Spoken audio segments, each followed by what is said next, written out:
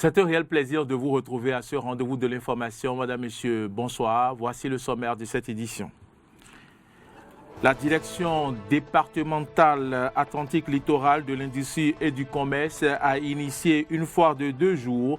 Elle s'inscrit dans le cadre de la 2e édition du mois du consommant local. Que pensent certains citoyens béninois du vote la nuit dernière par les députés de la loi numéro 2021-12 portant modification de la loi numéro 2003-04 du 3 mars 2003 relative à la santé sexuelle et à la reproduction au Bénin? Vous suivrez les avis dans cette édition. Au 2e jour de sa tournée en Amérique latine, le chef de la diplomatie américaine fait l'éloge de son allié colombien. Anthony Blinken salue ce qu'il considère comme un modèle de gestion des migrants. Voilà pour le sommaire, le développement, c'est maintenant.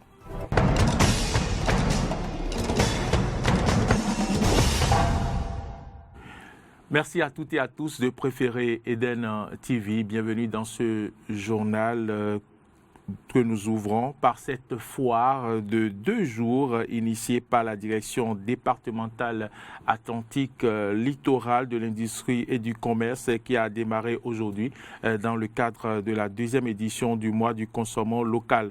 Objectif, promouvoir la consommation des produits locaux dans les 2 départements. Clémence Tonoucoin pour le compte rendu. L'initiation de la foire dénommée Consommons 229 s'inscrit dans le cadre de l'ambition du gouvernement de promouvoir la culture de la consommation des produits locaux. Elle vise à contribuer à relever le niveau de l'économie béninoise. Pendant 2 jours, une quarantaine de forains vont exposer différents produits made in Bénin. Notre pays, à travers le ministère de l'Industrie et du Commerce, commémore la 2e édition du mois du consommant local dédié à la promotion des produits locaux made in Bénin. Cette initiative louable est soutenue par la direction départementale de l'industrie et du commerce qui a décidé de marquer son empreinte par l'organisation d'une foire dénommée Consommons 229 pour la valorisation des potentialités locales dans les départements de l'Atlantique et du littoral. Ainsi, pendant 2 jours, une quarantaine de forains vont nous faire découvrir la richesse et la diversité de la production locale, leurs talents dans divers domaines tels que l'art, les loisirs, pour célébrer cette fête de la promotion locale. Le représentant du ministre de l'Industrie et du Commerce, en procédant au lancement de la foire, a rappelé que le développement du Bénin ne peut se faire qu'à travers notre culture et nos réalités endogènes. Il a invité les uns et les autres à apprendre à consommer ce que nous produisons. Notre ablo, notre abla, notre warangashi, notre afiti national et tous les autres composants dont nous disposons, nous devons croire et les consommer nous-mêmes.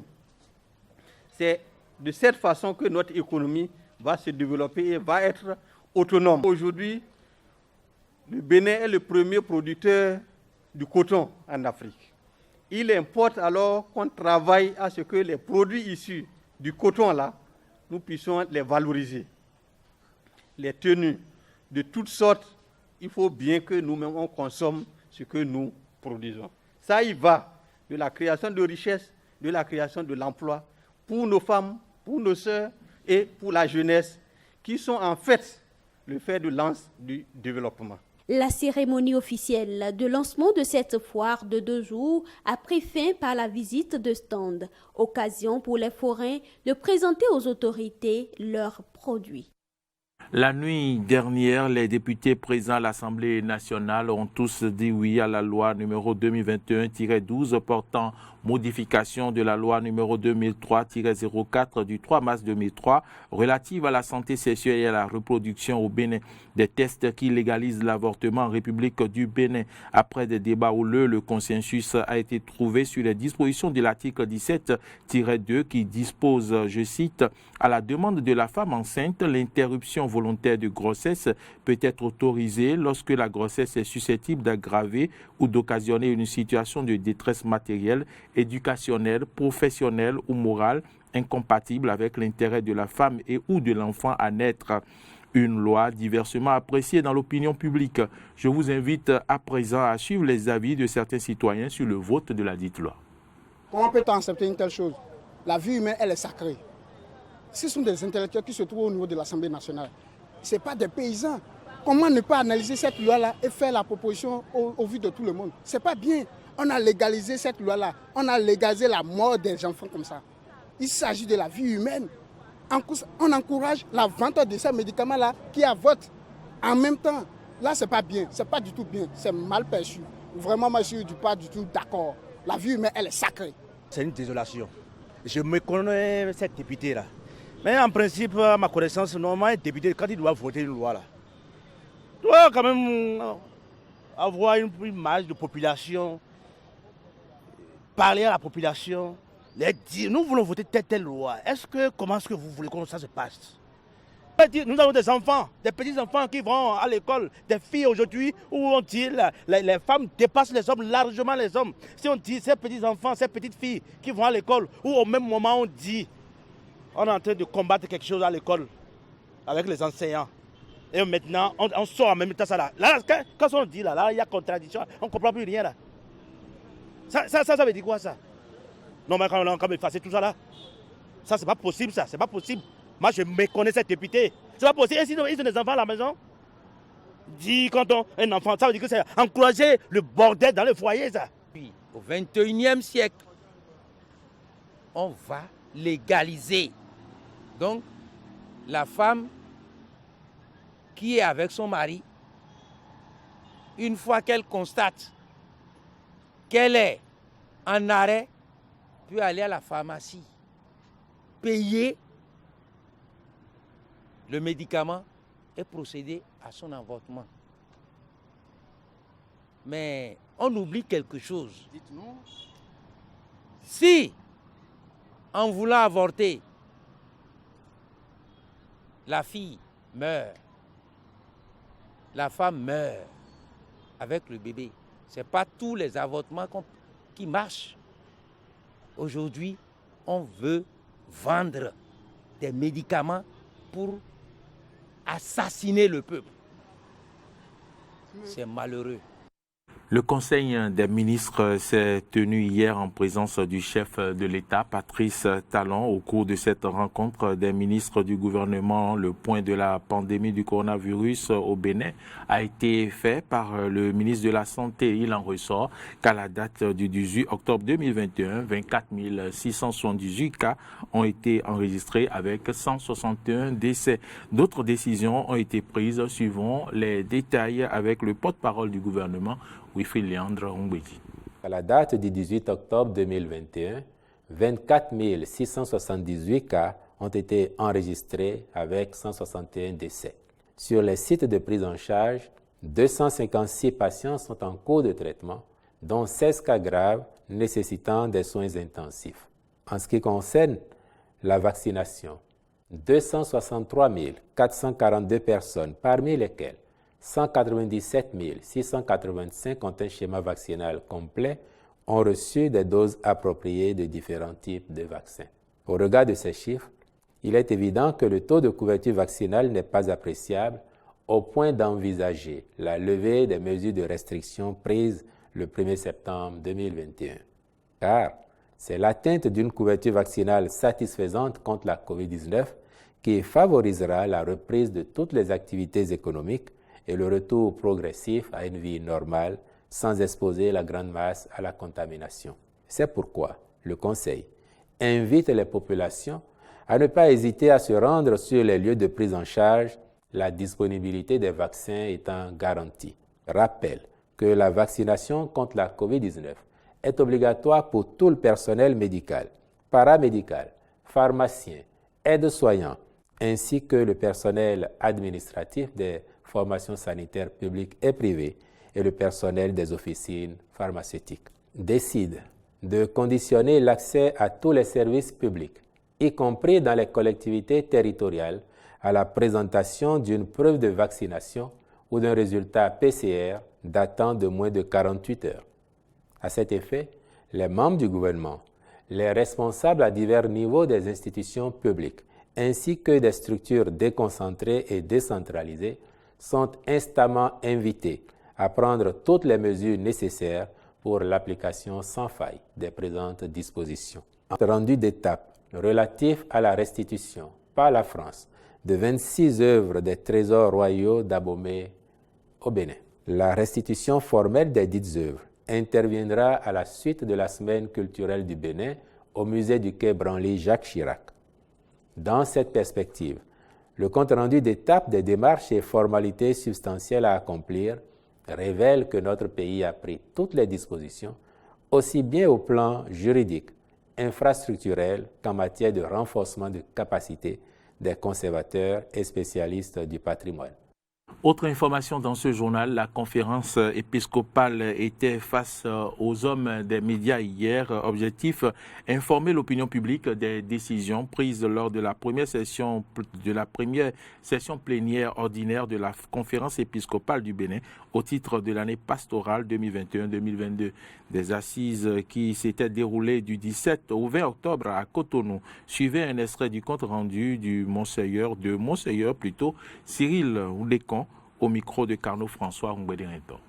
La conférence épiscopale du Bénin a accueilli avec grande joie la nouvelle de la nomination par le pape François de Monseigneur Dieudonné Datonou, prêtre de l'archidiocèse de Cotonou, comme nonce apostolique au Burundi. Les évêques du Bénin ont suivi avec attention l'audience que le président Patrice Talon a accordée le 22 septembre 2021 à son prédécesseur, le président Thomas Boni Yayi. Il souhaite vivement que cette belle initiative soit le prélude à un dialogue vrai et sincère, ouvert aux autres acteurs politiques en vue des actes concrets ordonnés à la décrispation de la vie socio-politique de notre pays et à la réconciliation. La conférence épiscopale du Bénin se réjouit du bon démarrage de l'année académique 2021-2022 sur toute l'étendue du territoire national. Les évêques du Bénin invitent les fidèles du Christ à recourir constamment à la prière et à la pénitence au cœur des événements qui surviennent dans nos familles, dans notre pays et dans le monde. Hors du Bénin, la guerre continue en Éthiopie. L'armée gouvernementale a lancé une nouvelle attaque aérienne contre Mekele, la capitale de la région du Tigré. Pour la deuxième fois cette semaine, des raids font craindre une escalade de conflits qui dure depuis près d'un an. Des violences condamnées par Washington. Suivez.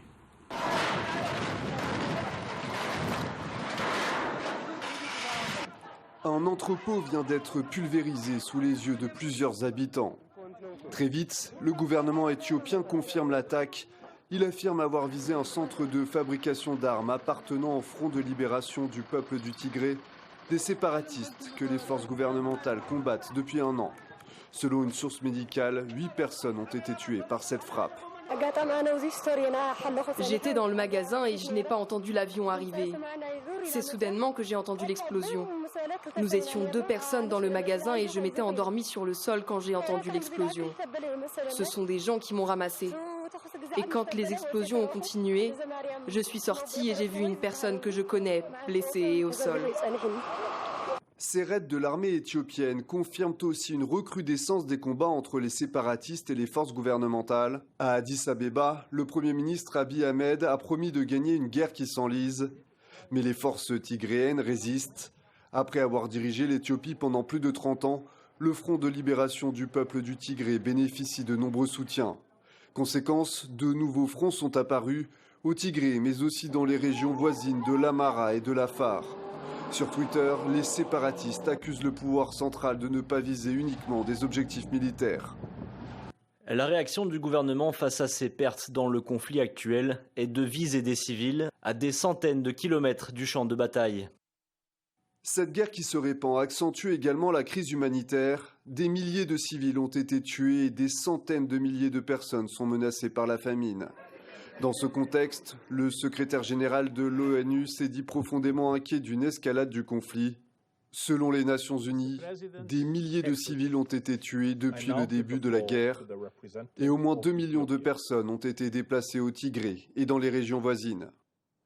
La campagne de vaccination a été très efficace au Maroc. Elle a également permis d'instaurer le pass vaccinal, selon Moulaïd Saïd Afif, président de la Société marocaine des sciences médicales. On l'écoute.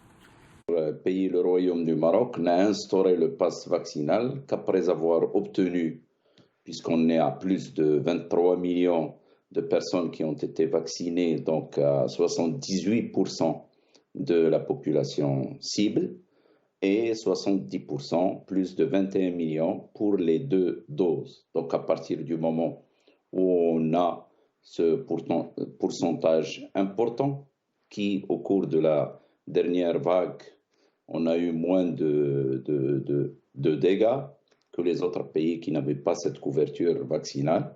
Donc, pour encore booster cette vaccination, notre pays, notre État a pris la décision d'instaurer le pass vaccinal, mais ça fait plus d'1 mois qu'il y a eu une campagne pour parler de ce pass vaccinal. Les réticences qu'il y a, c'est pour la population entre 18 et 35. Au Brésil, des sénateurs demandent l'inculpation de Bolsonaro. Ils accusent le président brésilien de 10 crimes, dont celui de crimes contre l'humanité dans sa gestion de la crise sanitaire. Après 6 mois d'audition, la commission d'enquête parlementaire remet aussi en cause une 60aine de personnes proches du président. Suivez. 10, c'est le nombre de crimes retenus par des sénateurs brésiliens à l'encontre de Jair Bolsonaro. Le président est accusé de charlatanisme, d'infraction aux mesures sanitaires ou encore de prévarication. Après l'enquête de 6 mois menée par une commission parlementaire sur la gestion de la crise sanitaire, les sénateurs ont demandé l'inculpation de leur président.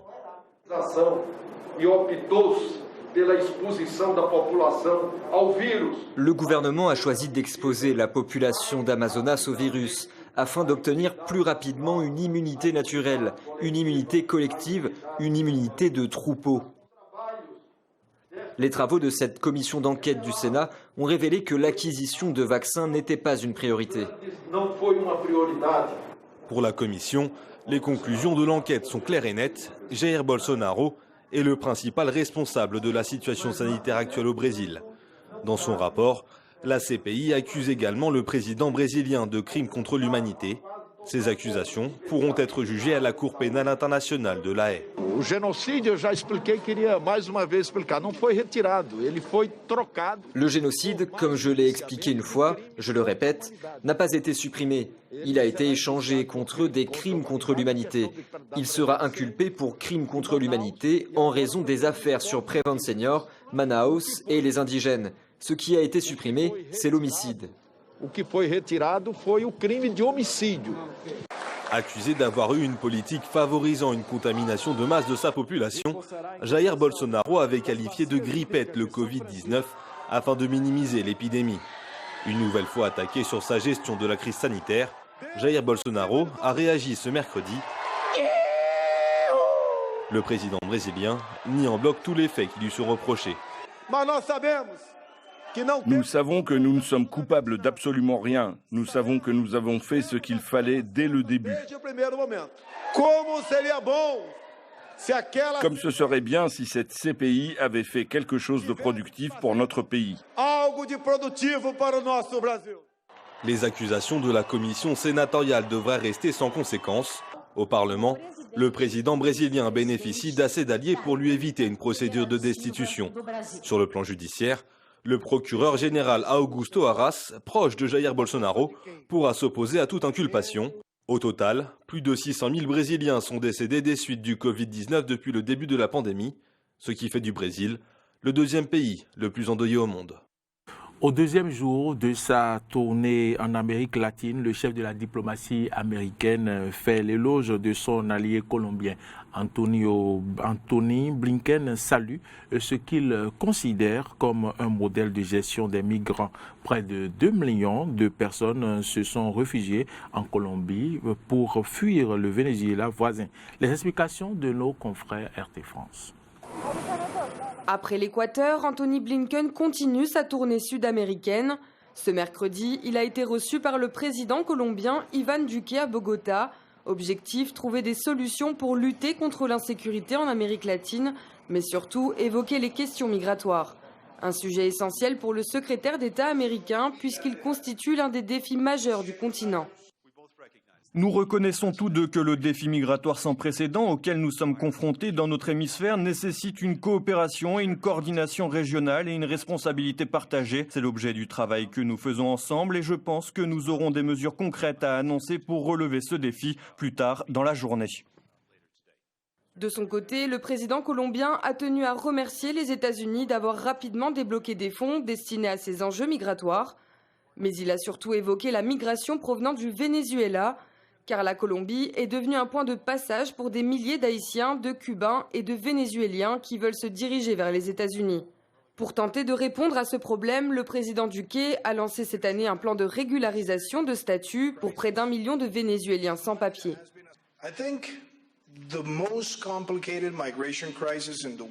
Je pense que la crise migratoire la plus compliquée du monde qui se déroule a lieu dans cette région. Et c'est sans doute la crise migratoire vénézuélienne. Nous avons vu plus de 5 millions de personnes quitter le pays, les eaux gelées, sans accès à la nourriture ou aux médicaments, et se rendre dans différents pays à la recherche d'opportunités. Nous avons accueilli en Colombie près de 1,8 million de migrants vénézuéliens. Et nous avons créé un cadre politique pour faire face à cette situation très compliquée.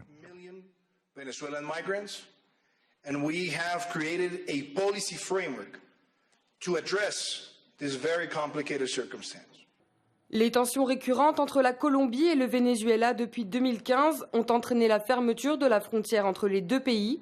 En 2019, lorsque la Colombie et une cinquantaine d'autres pays ont reconnu le dirigeant d'opposition Juan Guaidó comme président par intérim, Caracas a totalement rompu ses relations avec Bogota.